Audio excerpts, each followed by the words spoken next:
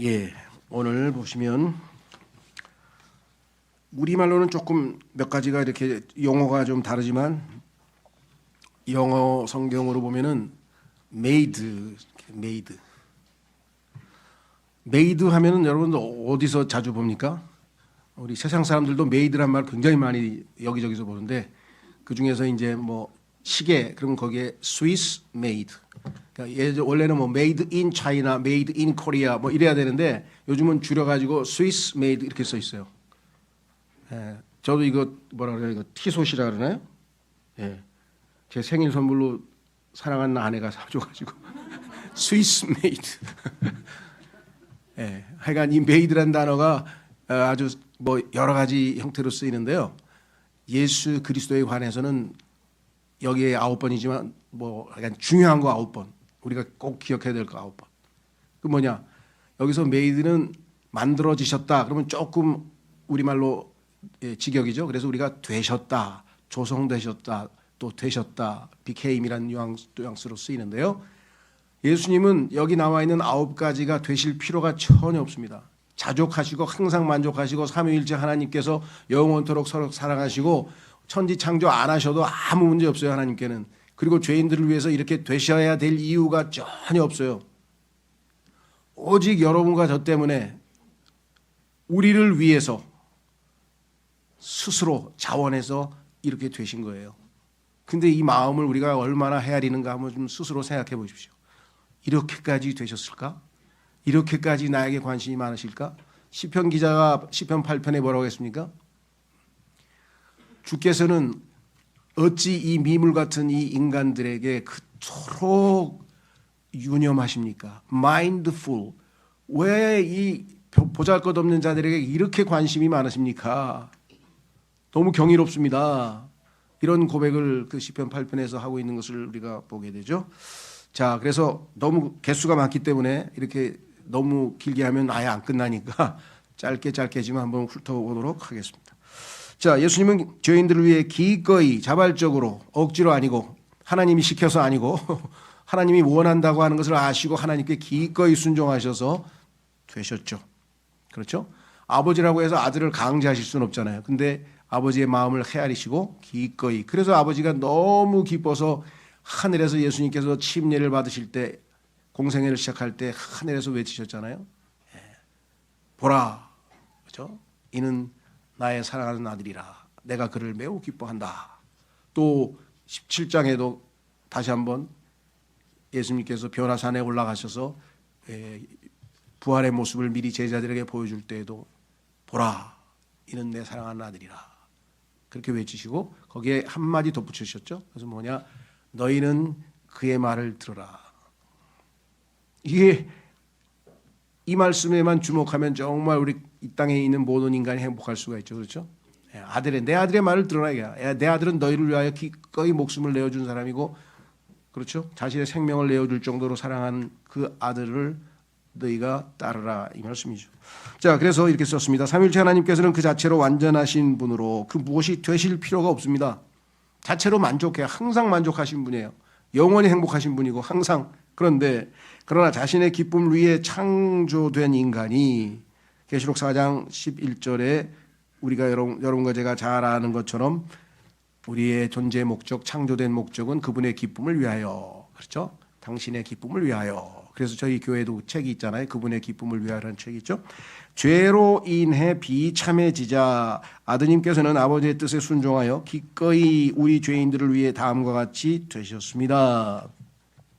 자, 첫 번째는 예수님은 여자에게서 조성되셨습니다. 이 made란 말을 우리는 조성되었다게 만들어졌다. 예수님께서 만들어졌었나요? 자, 한번 확인해 보겠습니다. 우선 갈라디아서 4장 4절. 그러나 그때의 충만함이 이르자 아버지께서 자신의 아들을 파송하셨으니 여자에게서 조성되셨고 율법 아래에서 조성되셨도다. 더 직역으로 번역한 킹제임 성경도 있어요. 그 성경에 보면은 만들어지셨다. 아주 그대로 직역을 했는데 저는 그게 굉장히 왜냐?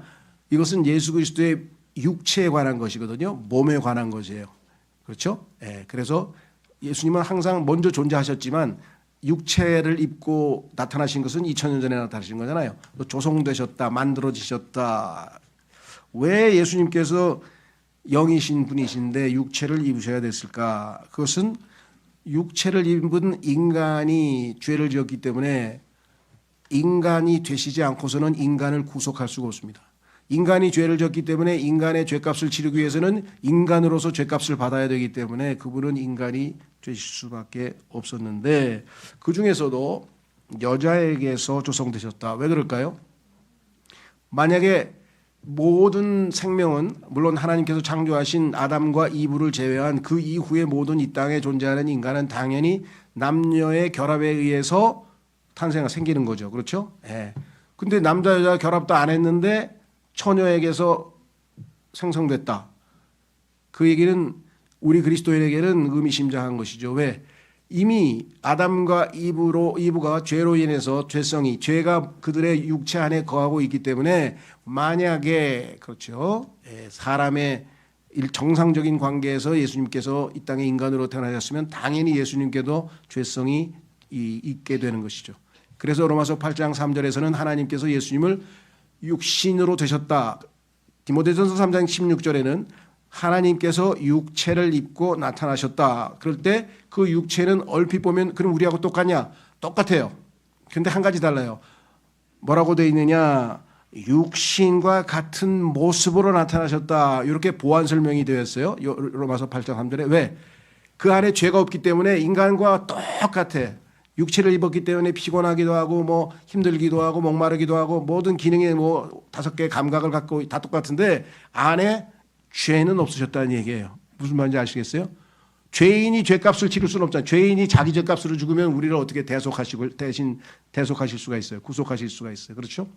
자, 그래서 우리는 예수 그리스도는 여자에게서 조성되셨다고 하는 말은 엄청난 의미를 가지고 있습니다. 그분은 죄와 상관없이 태어나셨다. 죄 없이 태어났고 죄를 짓지도 않았고 죄를 알지도 않았고 그러니까 죄를 아담도 물론 죄 없이 태어났지만 죄를 지어서 결국은 죄가 있게 되는데 예수님은 죄 안 짓고 죄와 상관없이 태어나셨다. 이렇게 되셨고요. 스스로 인간이 되셔서 스스로 제한을 하셨죠. 자기 스스로를. 이 모든 것은 우리를 위해서, 우리를 구원하기 위해서, 우리를 구속하기 위해서 또 우리를 알아가기 위해서 여러 가지 형태로 예수님께서 육체로 오신 것에 의미가 있습니다. 두 번째는 뭐냐? 두 번째는 예수님은 율법 아래에서 조성되셨다. 예수님은 율법을 제정하신 분입니다. 창세기 49장에 하나님은 law giver, 법을 주시는 분이에요. 율법만 주신 게 아니라 만유인력의 법칙도 주셨고 보일의 법칙도 주셨고 뭐 무슨 법칙도 주셨고 온갖 물리 법칙을 다 제정하셨고요. 물리적인 뿐만 아니라 영적으로도 마찬가지죠.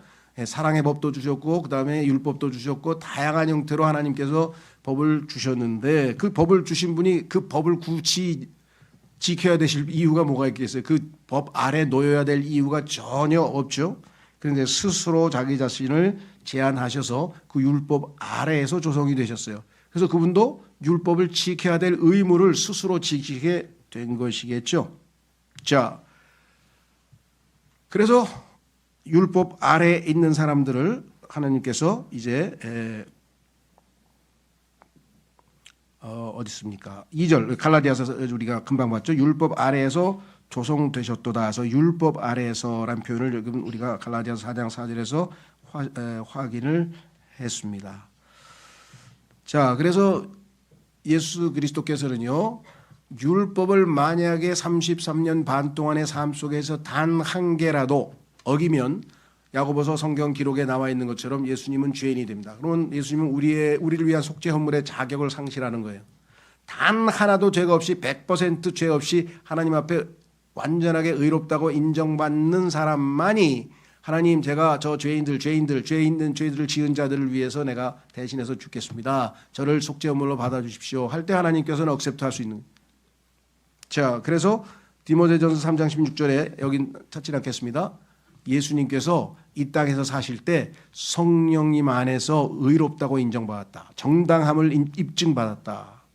아, 이 사람 죄 한 개도 없어. 33년 반 동안에 단 한 번도 율법을 어긴 적이 없어. 그래서 하나님은 예수님께서 자원해서 내가 이 죄인들을 대신해서 죽겠습니다 했을 때 억셉트 하실 수밖에 없어요. 왜? 하나님은 의로우신 분이니까 죄가 하나도 없으니까 대신 그 죄값을 치를 때 하나님은 당연히 받으실 수밖에 없죠.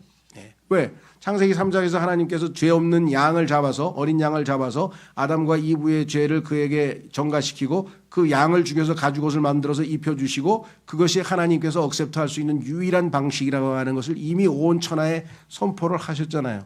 그러니까 예수님께서 자발적으로 제가 죽겠습니다 했을 때 하나님은 거절할 이유가 없죠. 명분이 없죠. 자신의 법칙에 따라서. 단 조건은 예수님이 33년 반 동안 단 하나의 율법도 어기지 않았고 두 번째 양심도 왜? 이방인들은 율법이 기록된 책으로 준 게 아니라 마음에 기록된 율법인 양심을 주었기 때문에 단 한 번도 양심에 꺼리끼는 일을 하시지 않은 것을 성령님께서 확인하고 하나님께 아드님께서는 100% 속죄의문의 자격을 갖추셨습니다. 유일하게 qualified, 자격을 갖추신 유일한 제물입니다. 받으시겠습니까?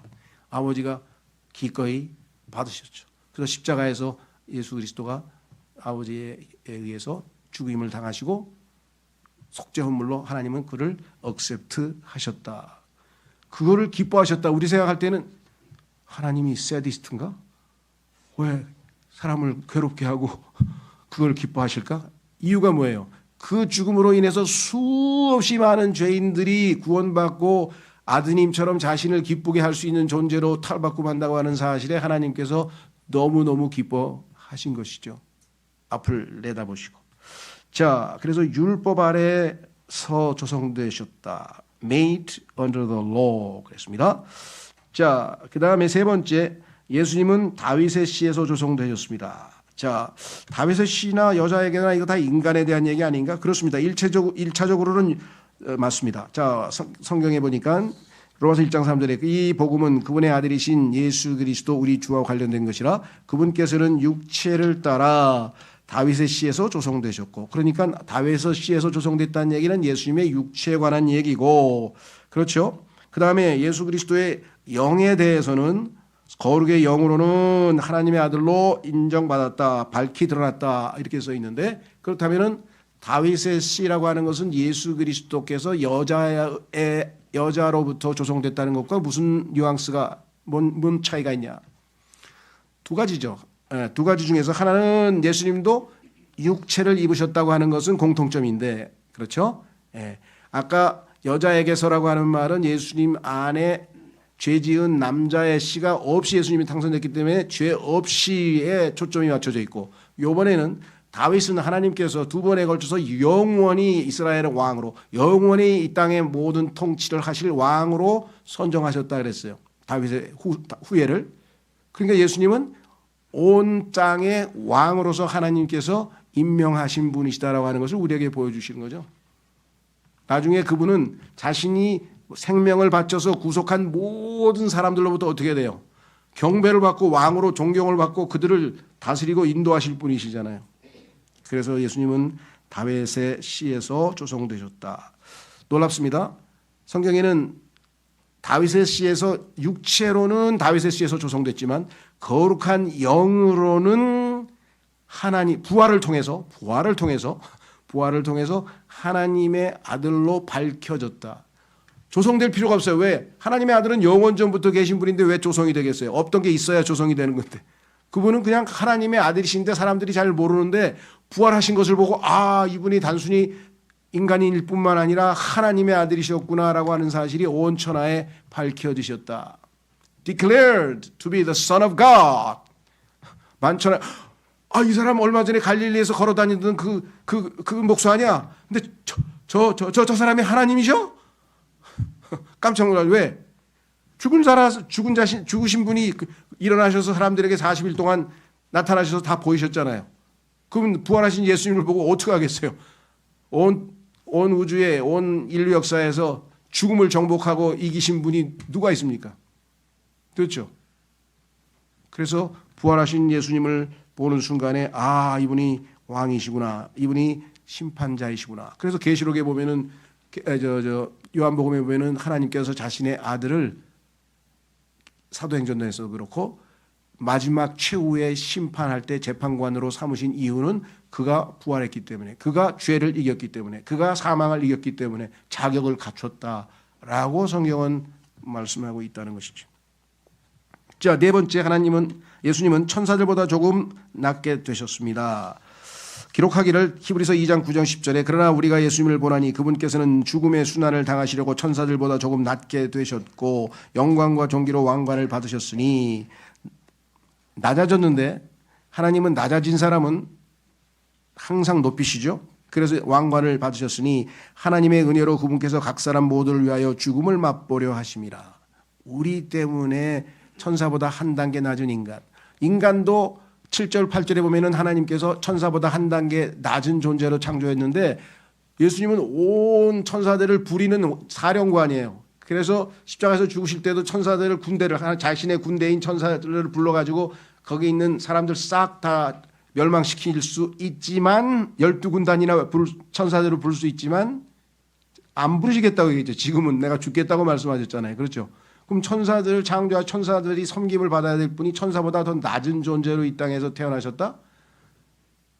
그것이 여러분과 저 같은 죄인들 때문이라는 사실을 우리는 아니까 우리 인생에 예수 그리스도께서 가장 존귀한 존재인 것을 인정하고 있는 것이죠. 자, 그래서 여기 보시면 예수님은 천사들보다 조금 낮게 되셨다. 그래서 우리를 위해서 다섯 번째, 가만있어 봐. 10절을 마저 읽겠습니다. 히브리서 9장 10절에 보시면 이는 모든 것들이 자신을 위하여 존재하게 하시고 모든 것들을 자신에 의하여 존재하게 하시는 그분께는 많은 아들들을 영광으로 데려가신 일에 있어서 그들의 구원의 대장을 순환들을 통해 완전하게 하는 것이 합당했기 때문이라. 예수님께서 천사들보다 한 단계 낮은 것은 인간으로서의 고통을 통해서, 고난을 통해서 하나님 앞에 완전하게 하는 것이 합당했기 때문이라. 그럼 예수님은 완전하지 않았다는 얘기냐? 그렇습니다. 어떤 의미에서 성경에서 말씀하시는 완전하지 않았다는 얘기는 예수님께서 부족하고 죄를 졌다 이런 것이 아니라 예수 그리스도께서는 하나님이시기 때문에 육체를 입은 인간의 경험을 해보신 적이 없잖아요. 전능하시기 때문에 모든 걸 다 아시지만 체험적으로 실제 고통을 당해서 이 땅에 고통당하는 인간을 이해하려면은 자기가 체험을 하셔야 될 거 아니에요. 직접. 그렇죠? 그래서 그분은 천사보다 한 단계 낮은 인간으로 오셔서 체험을 통해서 우리의 모든 고통과 어려움과 이런 것들을 다 알고 계신다 이 말씀입니다. 다섯 번째, 예수님은 자기 형제들과 같이 되셨습니다. 히브리서 2장 17절에 이런 이유로 모든 것들에서 자신의 형제들 같이 되는 것이 그분께 필연적이었으니 그분께서는 하나님께 속한 일들에 있어 자비로우시고 신실하신 대제사장이 되시어 백성의 죄들로 인하여 화해를 이루려 하신 것이라. 우리가 예수 그리스도를 믿는 순간에 우리도 예수 그리스도, 즉 하나님의 생명이신 예수님을 받아들여서 우리도 하나님의 아들이라는 신분을 얻게 되는 것입니다. 그렇죠? 그러면 예수님과 형제는 같은 형제인데, 같은 하나님의 아들들인데, 예수님도 아들이시고 우리도 아들들인데, 예수님께서 만약에 이 땅에 인간으로서 살아왔던 그러한 형제들의 경험을 하나도 모르신다면 그거는 진정한 의미에서 형제가 될 수가 없는 것이죠. 그래서 그들은 형제들과 같은 육신을 입고 이 땅에 태어나서 그 형제들을 위해서 하시고자 하는 모든 일들을 다 이루셨다. 그래서 성경에 뭐라고 얘기를 했는가? 여기 나와 있는 것처럼 그분께 필연적이었으니 그랬잖아요. 반드시 그렇게 돼야 이 땅에 있는 인간들을, 자기 형제들을 이해하시고 우리도 뭐예요? 떳떳하게 하나님 앞에 가서 우리도 예수님도 우리처럼 고난을 당하시고 육체를 입고 목마르시고 배고프시고 고통당하시고 다 하신 것처럼 우리도 비록 육체로 많은 죄를 짓고 하나님 앞에 육체를 통해서 하나님 앞에 부족한 점이 있으나 떳떳하게 예수님과 동일한 하나님의 아들로서 인정받을 수 있게 된 것이죠. 이 모든 것 하나하나를 치밀하게 계획하시고 치밀하게 배려하셔서 우리가 하나님 앞에서 떳떳하게 정상적으로 보잘것없는 하나님의 아들이라고 우리를 하나님께서 인정하실 모든 자격을 갖추도록 하신 분이 예수 그리스도시다. 여섯 번째, 예수님은 스스로 이름 없이 되셨습니다. 이렇게 써 있습니다. 빌립보서 아까 죄송합니다. 이 천사들보다 자기 형제들과 같이 되셨다고 했을 때 성경 뒤에 아까 2장 17절 읽을 때 거기 뭐라고 하냐면 대제사장이 되셨다라는 표현이 있는데 그 대제사장이 되셨다는 그 구절과 관련된 구절을 하나 코멘트를 좀 더 하고 읽고 가겠습니다. 자, 보완을 하겠습니다. 거기에 보면은 형제들과 같이 되셨을 때 우리에게 주는 의미는 그분이 우리의 대제사장이 되어서 우리의 모든 것을 체험하고 이해하시기 위해서. 자, 히브리서 4장 14, 16절. 그런즉 우리에게 위대하신 한 대제사장 곧 하늘들 속으로 넘어가신 하나님의 아들 예수님께서 계심을 알고 있으므로 우리가 우리의 신앙 고백을 굳게 붙들자. 이는 우리에게 계신 한 대제사장은 우리의 연약함들을 공감하지 못하는 분이 아니시기 때문이라. 오히려 모든 점들에서 우리가 그러한 것처럼 시험을 받으셨으나 그럼에도 죄는 없는 분이시라. 그러므로 우리가 담대하게 은혜의 보좌로 나아가자. 이는 우리가 자비를 얻어내고 필요한 때에 도우시는 은혜를 발견하고자 함이라. 형제들과 똑같이 되어서 형제들이 겪은 뭐를 한다 그랬습니까? 공감한다. 연약함들을 공감한다. 예수님께서 얼마나 피곤해 하셨어요. 그렇죠? 예, 물이 목마르셔서 물도 달라고 하셨고, 그렇죠? 예, 죽음을 앞두고 괴롭다고도 말씀하셨고, 배 타고 가다가 너무 피곤해서 주무시기도 하시고, 이런 모든 인간의 연약함들을 공감하시는 체험을 하셔야 그들이 도움을 요청할 때 대제사장으로서, 그렇죠? 예, 얼마든지 우리를 도우실 수 있다. 너무나 우리를 다 이해하시는 분이잖아요. 공감하시는 분이시잖아요. 그렇죠? 예. 자, 그 다음에 예수님은 스스로 이름 없이 되셨습니다. 2장 7절에 보면 빌립보서 그러나 스스로 이름 없이 되셨으며 of no reputation. reputation 소위 말하면 직역을 하면 이제 유명하다는데 유명하게 안 되셨다는 얘기예요. 이름 사람들한테 막 이름을 알리고 뭐 그래서 이름 없이란 말이 참 그래도 확 와닿는데요. 자기 위에 종의 형체를 취하셨고 사람들과 같은 모습이 되셨느니라. 자, 그래서 이번에는 이름 없이 되셨다. 요즘 어떻습니까? 요즘 세상은 자기 자신을 이름을 알리는 그게 유행이죠. 그래서 막 정치인들이고 연예인들이고 뭐 소설가고 뭐 미술가고 무용가고 심지어는 먹방이라고 하고 잘 먹는 사람이든 뭐 전부 다 유튜브를 켜가지고 자기 이름을 알리는 거예요. 그렇죠. 이게 세상 정신이에요. 근데 예수님 믿는 사람 중에서 그런 사람이 있어. 야, 나 대단한 목사야. 내가 누군지 모르냐? 뭐 이런 사람들이 나타나가지고 뭐 저 사람들이 성경을 아는 사람이냐 모르는 사람이야. 예수님은 이름 없이 예수님은 온 우주에서 최고로 유명하신 분인데 스스로 이름 없이 오시고 저 말구 위에 오시고 이름을 안 밝히시고 예수님 가서 아무에게도 얘기하지 말고 그냥 가라. 나를 죽은 자들부터 살려주셨. 아무에게도 얘기하지 마라. 어떻게 그렇게 성경하고 정반대로 가는 사람들이 있는지 모르겠어요. 일반 교계에서는 또 그렇다고 치고 또 킹제임 성경 진영에서 그런 분들이 막 여기저기서 우후죽순처럼 나타나 너무나 부끄럽습니다. 정말로 제 스스로를 포함해서. 자, 성경에 보니 자기를 내세우는 과시하는 문화를 요즘에 플렉스란 말 써요. 플렉스. F-L-E-X. 플렉스란 말은 너무 잘 아시죠? 구부린다는 뜻이에요. 이게 잘 구부러지고 유연하다는 거죠. 딱딱하지 않고. 그래서 이게 힙합 문화에서 나온 거예요. 힙합 사람들 막 유연하잖아요. 막 허리가 휘고 막 다리가 휘고 막 그렇잖아요. 예. 그래서 그 힙합 용어에서 나왔는데 자기의 부나 귀중품 같은 것을 과시하는 거예요. 그리고 자기의 멋있는 것을 과시하는 거예요.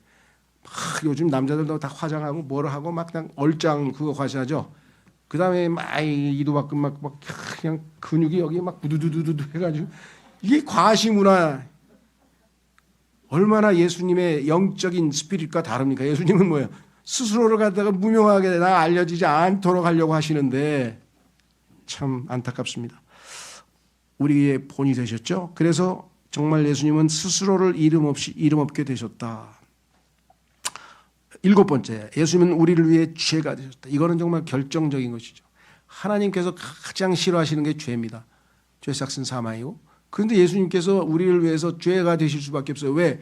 온 우주에서 이 죄라고 하는 독을 제거하기에는 이 땅에 진정한 평화도, 진정한 행복도, 진정한 기쁨도 있을 수가 없어. 이 죄가 모든 걸 다 망가뜨리는 아주 그냥 치명적인 독소예요.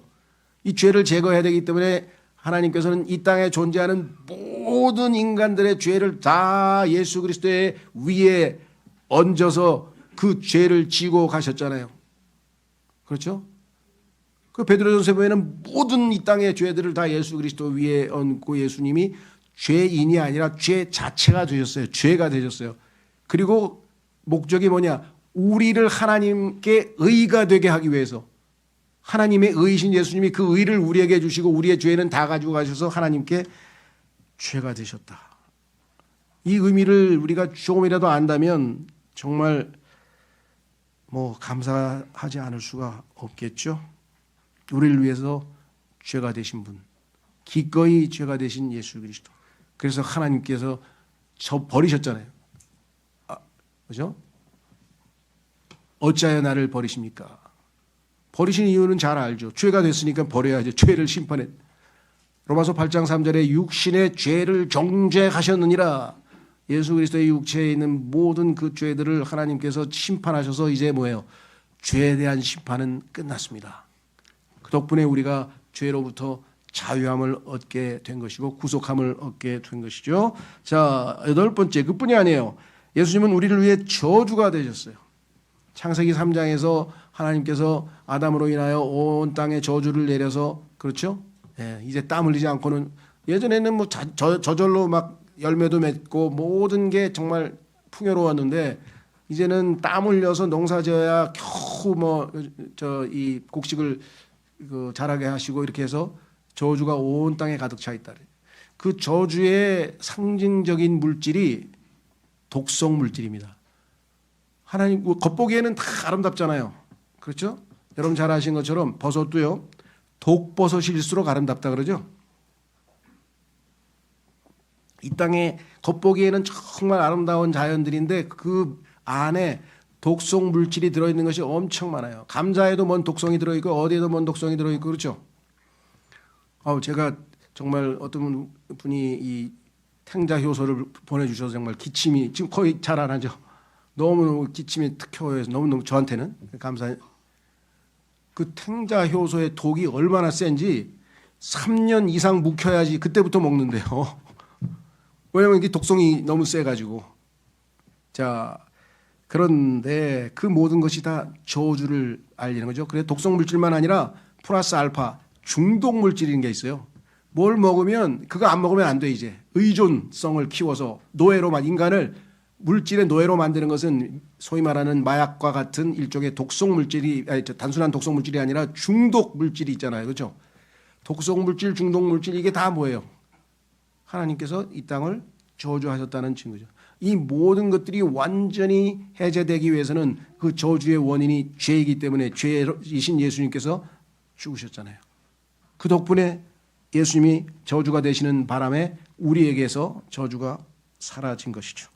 그래서 예수님은 저주가 되셨다고 갈라디아서 3장 13절에 말씀을 하셨습니다. 두 구절 읽겠습니다. 고린도후서 죄가 되신 예수님, 고린도후서 5장 21절, 이는 하나님께서 죄를 전혀 모르셨던 예수님을 우리를 위하여 죄가 되게 하셨기 때문이니 우리로 하여금 그분 안에서 하나님의 의가 되게 하려 하심이라. 이번엔 저주가 되신 예수님, 갈라디아서 3장 13절에 그리스도께서 우리를 위하여 저주가 되시어, 우리는 이제 저주로부터 벗어났죠. 율법의 저주로부터 우리를 구속하셨느니라. 이는 기록되기를 나무에 달리는 모든 이는 저마다 저주를 받느니라 하기 때문이라. 십자가는 저주의 상징입니다. 그래서 일부 서양 문화에 있는 사람들은요, 한국에 와서 굉장히 놀래요. 왜? 야간에 특히 비행기에서 한번 인천공항에서 쫙 내리는데 보니까 막 서울시에 서울시에 웬 무덤이 이렇게 많습니까? 왜? 십자가 너무 많아. 그냥 불 켜놓은 십자가 너무 많아. 그게 예배당인지도 몰라. 이 사람들은. 왜? 저주의 상징을 왜 거기다 걸어놨냐 이거야. 물론 우리는 예수 그리스도의 십자가를 염두에 두고 걸어놓은 것입니다. 그렇게 하니까 그걸 비판하려는 게 아니라 서양 문화에서는 십자가는 저주의 상징이기 때문에 그들이 왔을 때 처음에는 다 놀랬다는 얘기예요. 나중에 이 얘기를 듣고 그런 뜻이냐고. 그럼 뭔 소리인지 알겠다. 그 사람들은 무덤에만 가면 십자가 있잖아요. 예배당에 십자가 있는 데는 거의 없어요. 가톨릭에서 이상하게 이렇게 꼬인 십자가 그런 건 있는지 모르지만 어쨌거나 예수님은 우리를 위해서 저주가 되셨다. 마지막으로 이게 이제 마지막으로 요거는 예수 그리스도를 구원자로 받아들여서 구원받은 사람들에게만 해당되는 특혜예요. 많이 있지만 그중에서 고린도전서에서는 네 가지를 우리에게 알려주시는데 우리의 영적 생활에 신앙생활에 필수적이고 있는 이 구절을 잘 붙들면 예수 그리스도로 인하여 여기 나와 있는 것처럼 자 보세요. 예수님 우리에게 지혜와 의와 성결과 구속이 되셨습니다. 예수님을 믿은 사람들에게는 예수님이 나의 뭡니까? 지혜입니다. 예수님이 나의 의이십니다. 예수님이 나의 성결이십니다. 예수님이 나의 구속이라고 말씀하셨어요. 고린도 전서 1장 30절 하나님 말씀 받들어 읽겠습니다. 그러나 너희는 그리스도 예수 안에서 그분에게서 났으니 그리스도께서는 하나님께로부터 나셔서 우리에게 지혜가 되셨습니다. 이제는 의가 되셨고 성결이 되셨고 구속이 되셨느니라. 예수 그리스도를 믿는 사람 중에는요. 세상 지식은 많이 없는 사람이 있어요. 그렇죠? 뭘 몰라도 많이 모르는 굉장히 무식하네. 근데 행동을 보면 엄청 지혜로워요. 왜? 주님이 나의 지혜가 되셨기 때문에 행동 보면은 너무 지혜롭게 행동을 한 말씀을 붙들고 늘 사실 그래서 저분은 초등학교도 안 나왔다 하시는데 왜 그렇게 지혜로우신 거야? 왜? 예수님이 그분의 지혜이시니까. 두 번째, 올바른 삶을 산다. right, wrong, 틀린 일은 안 하신다. 저기서 끝까지 저렇게 손해를 입어도 올바르게 살 수 있는 저게 힘이 어디서 나올까? 예수님이 우리의 의가 되셨기 때문에. 그렇죠? 세 번째, 저 사람들은 굉장히 성결하게 깨끗하게 순결하게 사는데 더러운 일에는 결코 참가를 안 하려고 하는데 어떻게 저게 가능할까? 이 세상이 다 더럽게 오염됐는데 왜 그럴까요? 유혹이 많을 텐데 저게 어떻게 해서 안 끌려가지? 예수님이 나의 sanctification, 성결이 되셨기 때문이죠. 그리고 예수님께서 우리를 해방시키셨다. 구속이라고 하는 리뎀션이라는 말은 값을 주고 노예의 상태에서 나를 벗어나게 했잖아. 마약이 됐던 뭐 경륜이 됐던 뭐 도박이 됐던 아니면 뭐 춤이 됐던 뭐 쇼핑 중독이 됐던 뭐가 됐던 하여간 나를 완전히 진정한 자유케 해방시켜 주신 구속시켜 주신 분이 예수 그리스도이기 때문에 그 어떠한 under the power 그 어떠한 파워 밑에도 놓이지 않는 삶을 살 수 있다. 나를 지배할 수 있는 것은 아무도 없어요. 예수 그리스도하고 나야. 그러니까 내가 예수님께 권력을 파워를 넘겨드리면 나는 예수님 스타일로 살 수가 있는데 아주 자주 내 방식대로 내가 좀 나의 주인 노릇을 해보려고 하다가 우리가 낭패를 당하죠. 그렇죠. 예. 자, 이렇게 썼습니다. 우리를 위해 기꺼이 이렇게 되어주신 주님을 찬양합니다. 이분을 뭐 어찌 찬양 안 할까? 그렇죠. 찬송가에 보면 403장인가 봐요. 우리 지금 몸이 안 좋으셔서 못 나오시는 그 누굽니까? 박창희 형제님께서 늘 뭐라 그럴까? 제일 좋아하시는 어찌 찬양 안 할까? 찬양 안 할 수가 없다 이 말이죠. 그렇죠? 예, 오늘 이 주님을 우리가 기억합니다. 우리를 위해서 자신을 내어주신 이 주님을 오늘 기억하는 시간을 갖겠습니다.